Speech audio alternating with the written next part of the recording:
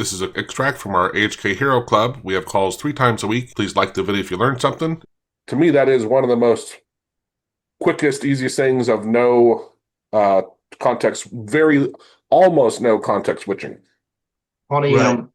sorry, drop. One of the things that just to pick up on what Joe said, one of the things I'm putting into the sort of our hero release of the handy tool, which we will be dropping into the group, is a hotkey, which just as Joe suggests, lets you write immediately to a text file. So my use case for that is, I can basically keep a diary of things I want to remember, and it writes the date and time stamp. So I don't need to Joe's point, context switch, open Notepad, open Sublime Text, whatever, make a note. I just literally push a button, speak whilst I'm doing something else, and I know that it's recording it. And because we can, with the new release, hand off to a handler that's an AutoHotKey or Python or whatever, I am sure we could also make it, or you guys could extend it further. So if you had a to-do list app, you could use an API or something to push it straight into the to-do app too, because obviously if you pushed a button to add a task to it, you would already have the date stamp and it would have the content, to insert. The only thing you wouldn't know necessarily is how to categorize it. But then again, you might speak the category. So just a bit of update on that. Well, and that's where, Ryan, like if we brought in an AI uh, uh, packing, whatever you want to call it, angle to it, we could have the AI, again, look at what's on your to-do list, see if it fits in, and if not, come up with a clearer, like, it's the other one that, like, I don't know about you guys, I'm comfortable with AI taking what I said, translating it, for lack of better, summarizing and kind of restating it in a different way, right? Like, I would be good with that now. A year ago, I don't think I would have said that, but now I'm like, I'm fine with that. It's really good. Also, I told Ryan, because I didn't this last night, yesterday. I think I mentioned to you guys, I created a skill with my style, right? So if I'm wanting to write an email to someone, before I would have to go to ChatGPT to go, because that was where it was in a project, because I had multiple files in it and this and that, right? So I had Claude create a skill. Now it's in my skills. And then after our call, I had this weird idea. I'm like, hey, I'm going to tell ChatGPT, or sorry, Claude Code here in VS Code, when it's talking to me, use my style.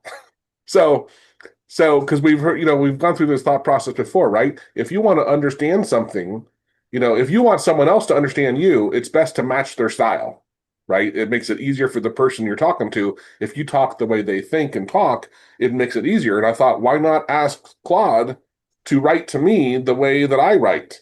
So I'm still looking at the results. I haven't noticed a huge difference. I think because I also have Caveman on, and I probably need to turn that off in order to let it really truly work. But I like that idea though, right? And actually, I like that even more than the reminder combining of Ryan's. I love the idea for our task scheduler to have the handy tied to it. Like that one, I'll eat that up right away. I think that's great. Like it dumps it into your, maybe with the keyword, or maybe you have a different hotkey to tell it, okay, this actually goes into my to-do list. Or you say to-do list. And that's where if we bring in AI on the back, depending what you say, add to my to-do list, blah, blah, blah, blah, blah. With AI, it can pull out the add to my to-do list part and then add it, and then that's where you could even say, update my to-do list for this, right? And the AI would figure that out and actually go change it or something. I I don't know love it. how many of you are actually actively using Handy every day, and I was very skeptical about not about Handy specifically, but about using voice because. But Yeah. now I'm a huge convert to it, and I just find it really, particularly when I'm doing something else. So the example of the to-do list thing that I just mentioned, my use case was I was debugging a website. I was looking at it, trying to think about what I need to do, and I wanted to keep looking at it and keep referring to it and not have to constantly go and stop and switch and type, and it was just so much faster. Well, and I didn't tell Ryan. I told Ryan that on this laptop, I'm not running handy because I can't handle the 2 second delay in seeing it, right? I'm just too impatient. But what I didn't tell Ryan, and I don't know if he's noticed, but since I came out to Vegas, I'm much more frugal with my words when I'm talking to him because I have to type. And I'm like, I really miss free form, just talking. It's so much easier. And I'm a fast typist, but still, it's just like, man, it's a That's the thing, because I don't easier. know. I guess like you all use a lot of hot strings. I use a lot of hot strings. Joe and Yeah, I use a lot as well. Even then, I'm now finding typing is faster even than with my hot strings, which is yeah, right, obviously much, much faster. right. Totally agree. Yeah. So both of our what we're saying is like if you're not using Handy, just find a tool that you like the voice to text because it is a game changer.